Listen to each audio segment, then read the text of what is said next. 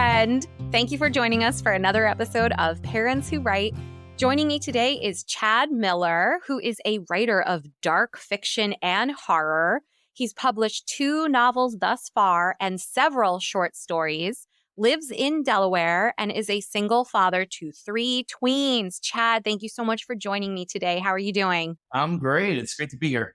Thanks for having me. Yeah. Oh, you are my first dad on the show. Am I really? Well, I'm glad to represent. There you go. I'm hoping we'll get more dads on the show. This is, after all, Parents Who Write. So thank you so much. You are breaking new territory here. All right. Well, let's go to breaking territory. I'm a pioneer. Yes. There you go. You are a pioneer. So tell us about your writing journey, pre-kids and post-kids. Well, pre-kids, I started in college. So one of my friends took a writing class, and it blew me away. He showed me a short story of his, and it was, I thought, brilliantly done. And I thought, well, why can't I do it? Because at the time I was an avid reader. So we just started writing, and, it was in the beginning, it was a rough go. I wasn't where I am now, but through the years, I just wrote for, years and years, and kind of honed my craft before I really started getting serious. And then I wrote a short story, and I loved it so much. It was like a seed, and it began my journey to write my first novel, The Prisoner of Fear. And I finally completed it, and the rest is kind of history. Yeah. Did you write the novel before kids or after kids? No, I wrote it with kids. So so I wrote it probably started around 4 years ago. So like you said, my kids are pre-tweens, so they're younger. But I started writing it when I had the kids, and which was difficult. It's easy writing short stories when you're single, or when you don't have a huge responsibility. But once you have kids, especially 3, sitting down and getting time to write is definitely a challenge. Yes, it is. It is. So when, women get asked this question all the time. So I'm going to ask you, when do you make time to write? Whenever I can, is the best answer. Being a horror writer, sometimes I write at night, and when everyone's asleep and everyone's in bed, it's like 12 o'clock, and you see the stars and the moonlight, and you write in your office, and it sets the setting for to write horror. But also, like I said, whenever I can. So my girls take gymnastics classes, so when they're in class, I'll write. A lot of times, waiting in line to pick them up at school, I'll write, and do other things like post, do my social media posts as well. But whenever I can. So I made a post on social media recently saying, "Who has time for writer's block?" It's not a thing. It's not a thing because I don't have time for it. Yeah. Yeah. Oh my gosh, I love that. That's true. We're parents. We're busy all the time. I don't have time for writer's block. If I finally have a chance to write, I need to write. This has to happen. If I have writer's block, that means I had an easy day. I love that. I had an easy day. Oh my goodness. So how do you prep yourself that when you do get those cracks of time in which to write, how do you prep yourself so that you're ready to go? You don't sit down and you're staring at a blank screen being like, okay, now I have to actually think about what I'm going to write. The biggest way I prep myself, and it works for me, and this came with years of writing. I didn't always do it this way, but now I just kind of fell into the pattern of what I do now. So I kind of edit as I go. It's not the final edit, obviously, but I edit as I go. So before I sit down and actually start writing, I'll go through what I wrote before on the previous writing session and edit it.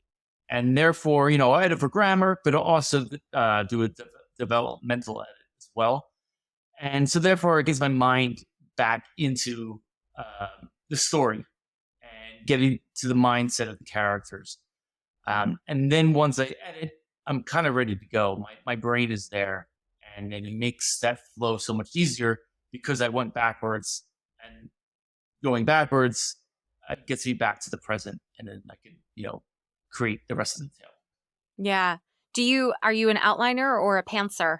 No, I'm not an outliner at all. I know a lot of people uh, do outlines. It works for a lot of people, but for me, when writing a novel per se, I know the beginning, I know the major plot points, and I know the end.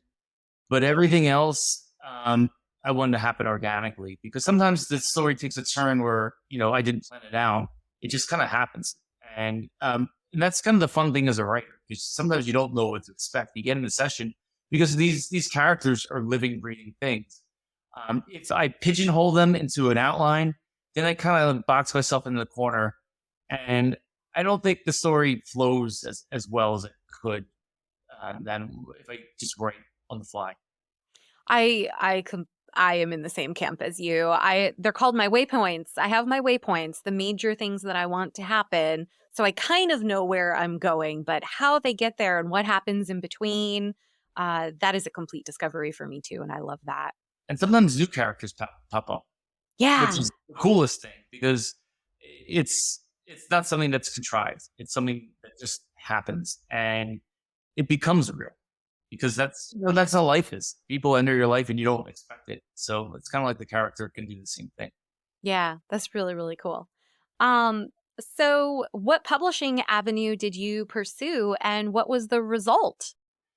Well, when I first, so I finished my novel, The Prisoner of Fear, and my mindset was just to do traditional publishing, and I was hell bent on doing that. So I began, how everyone else began, say, did some research, wrote a query letter several times, which is, I think, harder than writing a novel itself. It's Yeah. awesome. It's like pulling teeth. So yeah, I wrote a query letter, wrote a synopsis, and then just started researching agents that are specialized in my genre and a little beyond too. So I had this huge list of agents and I set out like about 5 queries at a time, maybe a couple months in between. It was a slow, arduous process. But it's frustrating like everyone else. And everyone else that I hear that goes through the same process. At the time, I was an unpublished author. I didn't have anything published at the time, not even a short story. Wow. And either you get ghosted or you get that form rejection. It's not personalized. It's just it's not the right story for us at this time. I mean, everyone receives this letter, and I feel lucky we receive these letters because it's better than getting ghosted because at least you can cross them out off the list and move on. So after going a couple months of that, I started thinking maybe self-publishing might be an avenue. So I started looking into what is involved and the pros and cons. And 15, 20 years ago was way different. Traditional publishing, it was pretty much the only way to go. Hmm. Now it almost is tipping to the other side. Maybe indie publishing, not indie publishing, self-publishing would be the way to go. Hmm. So that opened up my mind to it. At least it was a possibility. So I was like, I told myself I'm going to give myself a couple months, and if it doesn't happen within a few months, then I'll do indie publishing. But then, doing some more research, I found direct submission to publishers, and I found a couple. And there's one indie publisher called Hear a Voice that was open to submissions direct from the author to the publisher. They asked for the full manuscript after a couple weeks, and at the full manuscript, they made me an offer, and the rest is history. And it's kind of like a hybrid for me. It's not hybrid publishing, but for me, it's kind of like a hybrid. It's the best of both worlds. They do, the editing for you, can be costly, cover design, the formatting, distribution. But then I get to dip my hands in it as well. I do most of the marketing, and I have much more say on like the cover design, on the formatting that I might not have had if I was mainly, one of 3 publishing houses. They would just take over control. Yeah, they would. So that's really good to know because I have only explored the self-publishing route and having 100% control pretty much on everything. So I appreciate that clarification from the indie side of things that you do get to have some say in your cover design. I Do you had get it to, pretty much. Yeah, I had a lot of say. I mean, I told them what I wanted in the concept. They came back the first time with like 3 covers, and I nixed them all. No, no, no. And And I told them why. And then um, we settled on on the cover, and I liked it, but I didn't love it. And about it was last minute. It was about maybe 5 6 weeks before we started pushing the cover on social media. We totally scrapped and redesigned it, and it really worked out. One of the first things everyone says is that the cover is jarring, shocking, Yes, it and is. that's what I wanted, and that was the purpose of it. And it might be even this cover might be scarier than the book because the book is more like classic horror. Mm. Um, but no, the cover worked out really nicely. And I love the second cover. The second cover was a different journey for the next book. But the cover for the first book really worked out well. Yes, it is very jarring. Well done. I like the fact that you were able to step up and take ownership for your cover design and speak up for yourself or advocate for the book, and that you found an indie publisher that respected that and listened to what you had to say. Oh, and formatting was worse. I sent it back maybe like 6 7 times because we kept I kept on making changes, and then I would catch another mistake or another little thing or a paragraph that might have been a little off because I was so meticulous. I wanted it to be perfect. And it went through 2 rounds of editing, 2 different editors, went through the publisher. I mean, so it went through a lot of filters, but you just want to get it right. um, Yeah. so I sent it back a lot. Very patient publisher. So, um, do you mind me asking what the difference is with the indie publishers' royalties versus the traditional publishers? I think they're fairly similar. I looked at the formula, and it looked pretty similar. It varies by sale. So the more you sell, the higher your royalty percentage will get. But I think I get like around 15% Okay. royalties right now. And Yeah. obviously, it's better for me than if someone purchases the paperback versus the Kindle version. But right now, for the first book or two or even five, it's not really about royalties. It's really getting the ball rolling, getting that little snowball turned into a boulder, and build my platform and build my audience base. For me, that's the most important thing. I agree. Authors don't become profitable until between books 3 and 5. Right. Yeah. So, what are your end goals as a writer? Are you aiming for profitability, or do you dream of like finishing this series and you're done? What are your thoughts? Well, my thoughts are, I mean, for me, I identify myself as a writer. My day job, I'm a pharmacist, and it pays the bills, and it's okay. But I want to be a writer. That's how I see myself. That's how I feel. So yeah, in the end, even though, as you said, you don't become profitable until book, for a couple books.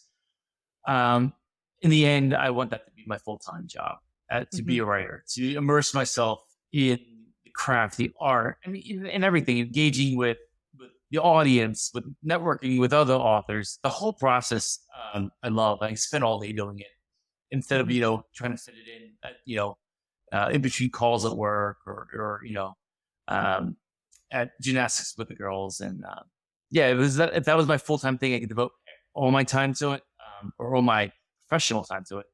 That would be a dream come true. Yeah. Oh, to be a profitable full-time author. Wow. Yeah, I like that idea. Yeah. Yes. Yes. I still haven't released my first book, but I am in my first round of developmental edits. So I'm excited. I got delayed for a while because podcasting stuff took over for about two Right. months. Yeah. But now I've got time, and I'm like, okay, no, I've got a deadline. I'm gonna make this happen. I'm not gonna sit on this book for years and years. It's coming out 2023. Nice. It's gonna happen. Thank you. Yes. So, what advice do you have for another parent who writes? What's the biggest lesson you've learned in your writing career? Well, for parents in particular, it is time management. Um, don't beat yourself up if you can't get to it because number one, your number one priority is your kids, obviously. Right, and don't forget that because writing could be on your mind. Your story could be on your mind. You can have your personal deadlines that you want to stick to. But if your kid's sick, or your kid wants to play with you, or you want to hang out with your girlfriend and their kid, don't let the writing take over. It's going to be there. It's always going to be in your head. But then when you have that chance and you're alone, make that time worth it. Don't be like, yeah, I'll watch TV and I'll write another day. TV will always be there. Take the strike when the iron is hot. Mm, So when you have the opportunity, take it yeah. and don't give up, because there's so much in life. There's your job, there's bills, there's so many stresses, there's ex-wives, um, there's so many stresses and so many things that come up. But don't give up. Don't let it hamper you down. Keep the dream alive. Keep on writing. If that's what your passion is, just keep on doing it. Yeah. I wrote a really fantastic sentence when I was in line at Costco. And that's another thing, is write it down. I'm glad that you wrote it down, because there's so many fantastic lines or ideas that I don't write it down, and like, oh, what was that? Yeah. And it's gone. It's gone forever. Like, oh no. So well, yeah, write it down. If you have notes on your phone, everyone has like either an Apple or Samsung. Just put it in your notes. Yeah. I had a scene pop in my head between getting dressed and having to make breakfast for my kids. So I locked myself in the bathroom for 5 minutes. And I was like, I just need to write this down real quick, like the nuts and bolts of this scene, because I cannot forget this. And I'm glad that I got it in. My kid came to look for me at that point, and I was like, yep, I'll be out in just a second. Can you get the bowls and the Cheerios? Every single Yeah. parent locks themselves in the bathroom at one point or another. Maybe Right. multiple times a day, but Yes, so true. Um, I'll be out in a minute. Just get the Cheerios and the bowl. I'll be right there. And I was. But then also because I wrote the scene down, I could actually enjoy breakfast with my kids and right. laugh and joke with them. And Then you can put it off until when you're alone. exactly. Any other tips? Yeah. So once you complete your novel, it's finished. It's written. The work doesn't end there. That's about 50% of the job. The other end is marketing. So you have to market your book. And even if you're a self-publisher with me, an indie publisher, you have to market your book. Because when you hit the publish button on Amazon, you're a drop in the ocean. That's all you are. So how to get your name out there? And I did so much research what went into platform building and how to grow your audience. So when I developed a website, and then I started on social media pages. And one of the best advice for social media, two things. One is just pick a couple. Don't, there's so many platforms. There's Twitter, there's YouTube, there's Goodreads, there's Facebook, there's Instagram. Pick one or two or three at the most, because you're going to overwhelm yourself. And secondly, make sure that your audience is built organically. You don't want to buy your audience. You don't want followers just for the sake of having followers, because I'd rather have an engaged small audience rather than have this huge following that is not engaging in the conversation. It's not worth it. It's not useful. It doesn't help you. Yeah, I appreciate that. I've been a part of two phenomenal coaching programs thus far. And my most recent coaching program told me to pick one or two platforms and basically get your audience to 10K before you even start considering other platforms. Because by the time you grow to your audience to 10K, you know what works, what people are connecting with. And then at that point, it's just doing more of the same stuff that's already working. Right. So if we try to be everywhere, like you said, we're spreading ourselves too thin. It's overwhelming, it's stressful, and it's impossible to authentically engage with our audience if we're jumping around 20 million different platforms. You wouldn't have time to write. Yeah, no. All you would be doing is marketing. And marketing's half of it and writing's half of it. So you have to balance it out. Mhm. So yeah, I do mainly two. Throw in Twitter. So I mainly do Facebook and Instagram. Facebook mainly because I'm most familiar with it. Mhm. But Instagram has shown to be the best for authors. That and Goodreads. Goodreads, I can't break through the platform. I tried a couple times, and even though I have it, I jump in every once in a while, but I just couldn't find the formula to grow it. But Facebook and Instagram, I have. I've heard that Goodreads is brutal. I'm afraid of Goodreads. It's great, because I mean, it's great to interact with people, but I only interact with the same people over and over again, which is fun, as a fan. Um, but, if you're looking at total business perspective, Mhm. I wasn't growing anything. I went from like 6 followers to 20 in like 2 months, and that's nothing. So, yeah, Instagram and Facebook, I've had the most success. Twitter, I've had some success too, but, I'm falling into the corner of having a larger audience with lower engagement, which Yes. me kind of drove me away.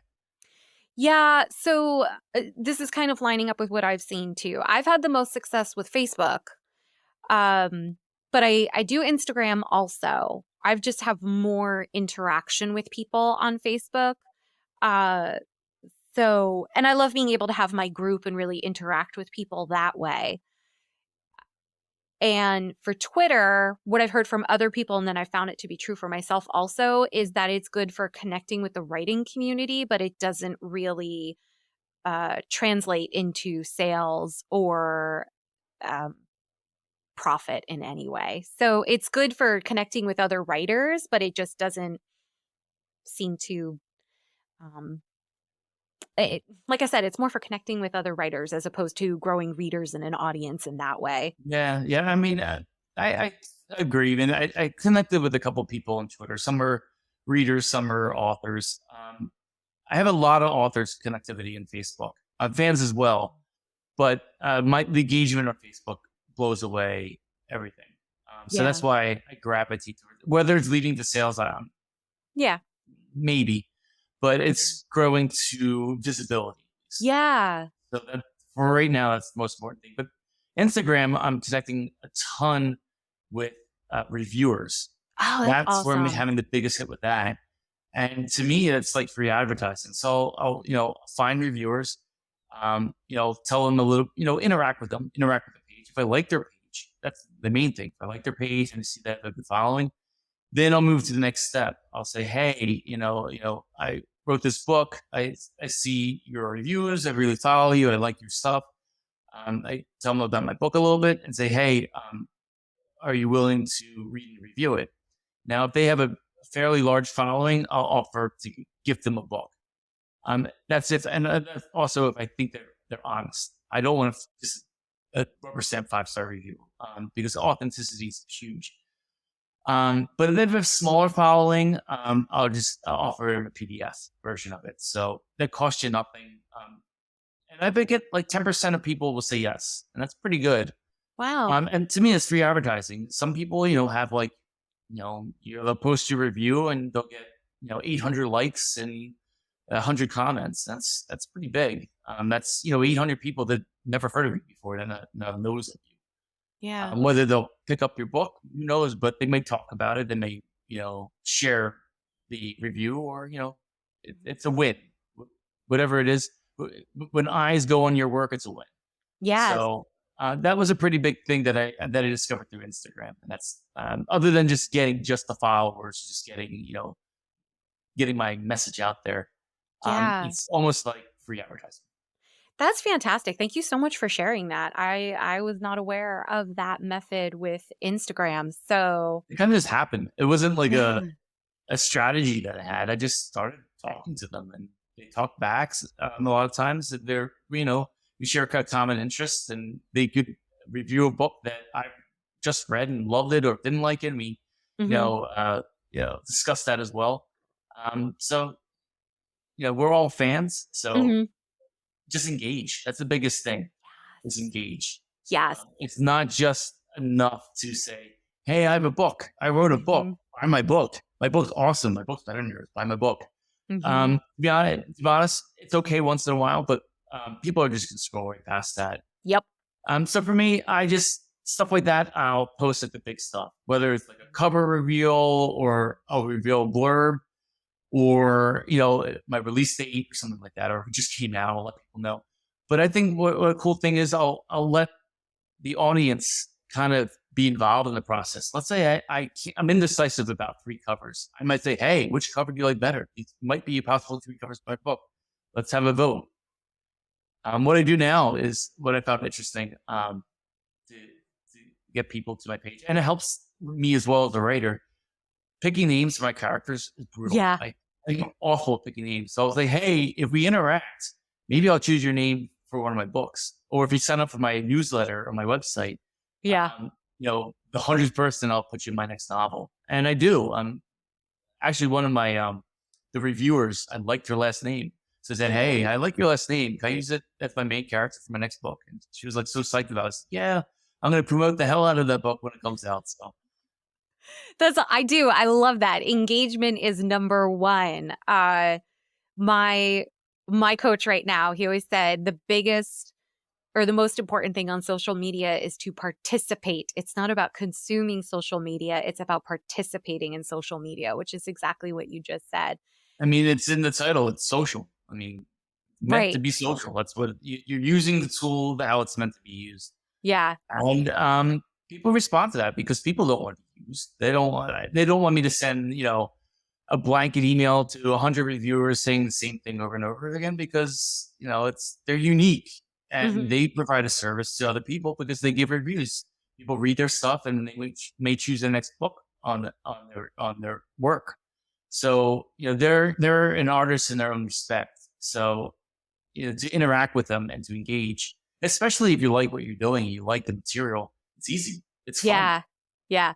There was a post I saw where an author had said, I have to kill off somebody in my book. Give me the list of like every worst boyfriend you ever had. And the engagement on that post was through the roof. It was Yeah, I'm sure. hysterical that she was like, I just need a name of like, I can't think of a name. And people were like, this is all my ex And boyfriends. It was that's the worst thing hysterical. as a writer. You can't use people in your real life because Yeah. Yeah. So, what other ways do you try to grow an audience organically? by giving content, or creating content and useful content. Mhm. So I do a lot of videos, and sometimes I involve my girls, sometimes it's not. But a lot of times it's funny. All my videos, or 90% of them, are in the car because I have no time. So a lot of times I'm waiting for my girls to pick up what's in school at car line. So I'll make a video there. And a lot of times I do it right before work. I'll pull into work in like 5 minutes and I'll make a quick video. And it's good because there's no time to make a mistake. And if I do, it's natural. It happens. If I Right. stutter, and I stutter, I don't speak eloquently all the time. It's me. But the content that I choose is stuff that can be useful to people, stuff that they would want to see, not just, hey, my book is coming out, or check this out. It's more on the process of writing. So I might say, how do you develop the story? Something that we talked about here. Do I outline, or don't I outline? Why don't I outline? So I'll discuss my process. Or how do I get into writing into the next session? I discuss that in a video. Absolutely. I edit before I go. Also, discussions on books that I like. If I have a discussion, what's better, Dracula or Frankenstein? Why do I like one versus the other? Something to promote a discussion, to engage the audience, or to something that they find useful, like tips. I just did a video at a blog the other day on how to grow your social media. What were my tips for Facebook? How I went from 50 followers, and that's what I started last summer, last June, at 50 followers, and today I have 1,200. It's not huge. It's not I'm not at all the million followers, but in 6 months I went from 50 to 1,200. So that's for me. I was pretty proud. Can you share that link to your blog post and I will include it in the show notes for this episode? Sure, sure. Yeah. Wonderful. So let's talk about engaging with your audience. Last time we spoke, you were talking about responding to their comments. Anything else? Yeah, I mean, and that's the big thing. One, it produces engagement, but especially in Facebook, it creates an avenue for them to follow you back.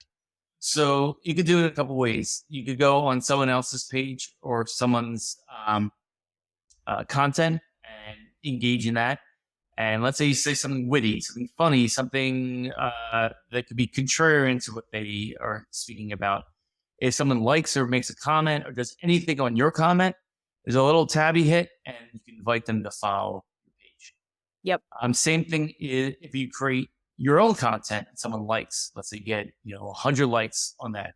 There's 100 people you can invite to follow your page, Hmm. and if they like it, they're already engaging. So they might you said something that they liked, they loved, they found heartwarming, or they hated. You created some kind of response. So they're more likely to see what you have to say next. Hmm. So you always invite them to follow, and sometimes they do, sometimes they don't. Um, but the more you're out there, the more opportunity for that invite is there, and therefore the more followers you get. Yeah. Yeah. Wonderful advice. Thank you so much. Well, thank you so much for all of that. We are coming close to the end of this episode, but I always like to finish by asking, what are some of your favorite books? You mentioned Dracula versus Frankenstein, so now I'm curious. Well, that's a tough choice. I would have to say Dracula. The reason being is it has everything. It has horror, it has romance, it has suspense, and it's written in the way I wrote my first book, The Prisoner of Fear, and its follow-up, A Paroxysm of Fear. It's written in a series of diary entries and news articles, and it's written in so many different points of view. So you get in all the characters' heads. So that's one of the real things that drew me to um, that story. But what I like about Frankenstein, in contrast to that, it's written more, in more typical manner. But there's really no hero in the book. I got in an argument with a fellow author, and that author had a point of view that each book or each story has to have a hero, an anti-hero, an enemy, and there's a conflict in the middle, and their hero at first loses, but then overcomes the enemy and wins and gets the girl in the end. That's how every story's told. That's the hero's journey. Frankenstein shreds that up. Who's the good guy in Frankenstein? It's not Frankenstein's monster. Dr. Frankenstein is not a good guy. Everyone else dies. Um, and the monster's so chilling. You see the torture and the torment that he goes through, and you kind of empathize with him a little bit, but not so much because in the end, he's a monster. Yeah. He's not a good guy. So that book was chilling. But there's so many other books. I love Dumas. He wrote, Three Musketeers, The Count of Monte Cristo, which is like the best revenge book ever. Again, a book that there's no good, clear-cut good guy, because the Count, at the end, he's kind of an ass. Yeah. Anything written by Conan Doyle, like Mm. Sherlock Holmes, I love Sherlock Holmes so much. I go on and on. My girlfriend actually just recommended a book. She's Russian, and so now I'm reading all these great Russian books, but not the typical ones that you hear. I read Professor Dowell's Head, and it is such a classic horror book that I never would have read. It was, if anyone has a chance to pick that one up, it was top three. I think it's top three of my favorite books, and Wow. I never heard of it. So it's amazing. Wow. You also told me that because of how much you love Sherlock, there's a little nod to that in your own books, right? A nod to Sherlock and Dracula. So Okay. the two main characters in my book is John Doyle and Thomas Bram. So John Doyle is named after Arthur Conan Doyle, who wrote Sherlock Holmes, Mhm. and and Thomas Bram is named after Bram Stoker, who wrote Dracula. Now I go further in my book. The book, like I mentioned previously, The Prisoner of Fear is written in the epistolary style, which is a series of diary entries. Mhm. And then it is in its heart, it's a dark mystery, just like Sherlock Holmes would try to solve. And Mhm. even though I have two main characters and they're kind of buddies and they kind of fight a lot, they're different characters than Holmes and Watson, but they're kind of like that mystery solving duo, Mhm. taking the heart, like an old school Sherlock Holmes stories. So I kind of Yeah. meshed both worlds because in the end, I love those books, and they're a huge inspiration. And Yeah. not that I wanted to reimagine them. I want to kind of take their styles and make it a little bit of my own. Hmm. I love Dracula. When I read Dracula, I was impressed and mind blown at how subtle horror can be, especially the way that your freedom can be stripped away little by Right. little. It was terrifying. And there's so many. That's what I like about horror. There's so many different avenues you could do. The slasher. You could do like torture, like something like Hostel. Hmm. Or for me, I like more like the classic horror. There's something looming in the corner, but Hmm. it's not in your face. It's Yeah. more the fear of the unknown rather than fear of like the monsters like chasing you during the streets or trying to hunt you in the alleyway. It's more about the what if or what can happen or facing your own anxieties and fears. And that's pretty much the Yes. premise of you know my two book series, The Prisoner and Paroxysm, is your own fears and either being a prisoner to it, conquering it, or just accepting it and dealing. Mm. So I have a random last question then. Sure. Blair Witch Project. Loved or hated the film? At first, I would say I didn't hate it, Hmm. but I thought it was gimmicky. Um, and there's been, it's been redone over and over again. The second Blair Witch was awful. And the more I watched it, the more I liked it. But what I liked the best about it, what I thought they did really, really well is the very end. They talked about what the witch did and how she killed her victims, and they were kind of like lined up in the corner of the wall. And when you see the camera kind of like turn over, the last image you get is of the person at the corner of the wall. You don't see Hmm. the witch, you don't see the torture, you don't see the killing, but you get the little taste of the torment or what can happen. So you get it's inferred, but you don't Yes. see it. And I think that was the brilliance of it. Mm. The the camera, the documentary style, it's been done over. It was unique in a way. I believe it's probably one of the first ones to do it, or at least the first ones to make it famous. So Hmm. it was unique in that perspective. But I hope that that technique didn't override the story, and I think at times it did. Hmm. But at the way they inferred the menace was brilliant. That's the way I like to write, and that's I found that very inspiring. So the reason why I asked is because I know that movie had a lot of controversy, right? Because there's people out there who 100% prefer the in-your-face slasher films. Um, Sweeney Todd was too in my face for me. Like I couldn't even stomach that at that point. I Yeah, had to yeah, it just was. close my eyes. But when I watched Blair Witch, and it was after the hype had died down. So at this point, like I'd already heard 20 million bad reviews with it. So I was expecting it to be terrible. And I was watching it with a friend at like 2 a.m. So it was already at a creepy time and we were past exhausted. But I found it terrifying because of the fact that I have such a wild, active imagination. And so the fact that they didn't show me what was happening, my mind was going crazy with all these potential thoughts. And so that's why I appreciated that style. Yeah, I don't know if you ever saw the movie The Lighthouse. I don't even know if it's necessarily horror, but you don't even know what you watched. But you just know it's creepy, it's scary, and at most it's unnerving. The whole thing Mm. was unnerving, even though there wasn't really any killing, there wasn't any monsters in it, but it was like a psychological horrific mess. And you have to watch it over and over and over again to see exactly what was going on. But in the end, no matter how many times I watch it, it's just unnerving and unsettling. And I love it because of it. Okay, one more then, because like we're coming to the end, but now we're talking about okay, one more. Cabin in the Woods. I liked it until the end. I liked the end was like, nah. The end kind of fell flat for me. But I I mean, I like the suspense. You had to guess in the whole way. Yeah. But at the end, I was like, well, it's too easy.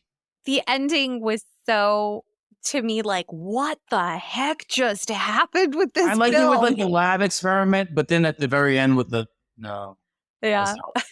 not. My husband and I now love to watch that one for Halloween because by the end we're just kind of like laughing, like this is the most ridiculous, wild thing to have happened all of a sudden. It's one of Um, those things you watch. Like I like it. I like it. I hope they have like this epic ending, and it kind of like and it's just like, what the heck it's like happened? Lost. It reminded me of Lost. The whole series of Lost.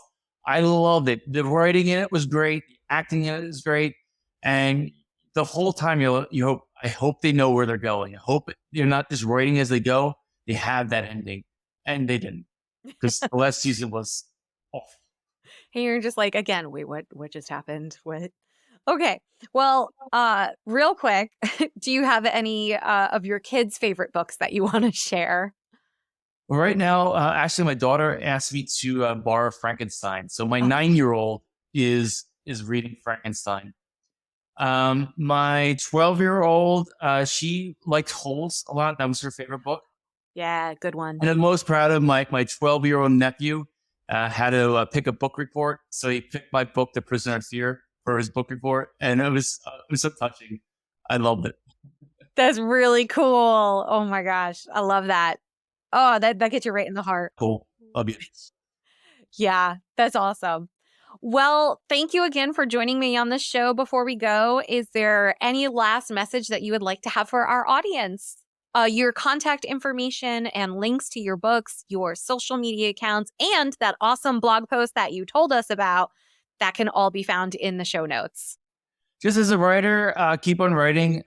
Don't give up hope. Like I said, it's a vast ocean out there and you're just a drop of water. But some drops of water turn into waves, so you never know if you don't keep on doing it. And if you love it, you're not going to stop. So I love it. I can sell 5 books for the rest of my career, and I'm at peace with that because I like writing. I'm not going to stop. So just keep on doing what you love, and you have one life to live, and live it. Yeah. And if anybody out there is interested in psychological thrillers, please check out Prisoner of Fear. The first book ends in a cliffhanger, not to give it away. It ends in a cliffhanger. The second book concludes the main mystery. But don't fret. The main characters, Graham and Doyle, will turn up again. Oh, And other characters as well. So if you see a character and you might miss them, no one's truly dead. So we'll see. ooh, okay. Oh, I love that. All right. Well, thank you again for joining me on the show. And to everybody else who's listening, tune in next week. Thank you so much. Thank you. Bye.